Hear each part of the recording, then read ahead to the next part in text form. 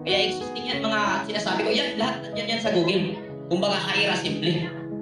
Pinagdugtong-dugtong ko ang kahulugan at lumalabas na ang lahat ng yan ay hindi literal na nagaganap.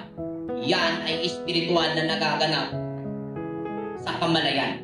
Kamalayan means buong humanity. Amen. Gagawa sila ng pangalan. Ano ba ang pangalan? Ano ba ang ibig sabihin ng pangalan? The name Shem. Pag sinabing pangalan, ang ginamit sa Hebrew niyan, tatayo tayo ng Shem. Katong gagawa sila ng Shem para sa lalaganap sa buong mundo. Shem ang ginamit. So, ang sinabi nito, reputasyon. Alam natin, ang reputasyon mayroong dalawang side. Reputasyon sa kabutihan at reputasyon sa kasamaan.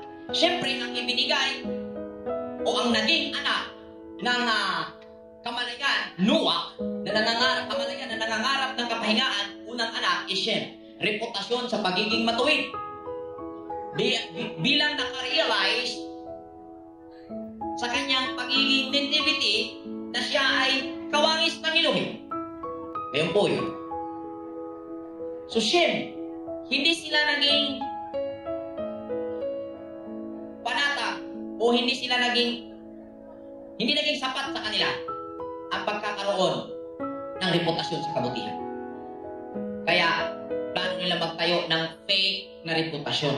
Kung may tunay na reputasyon, may fake na reputasyon.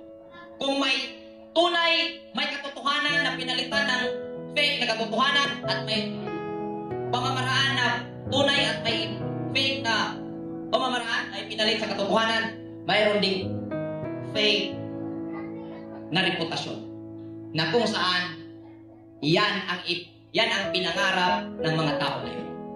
Fake na reputasyon.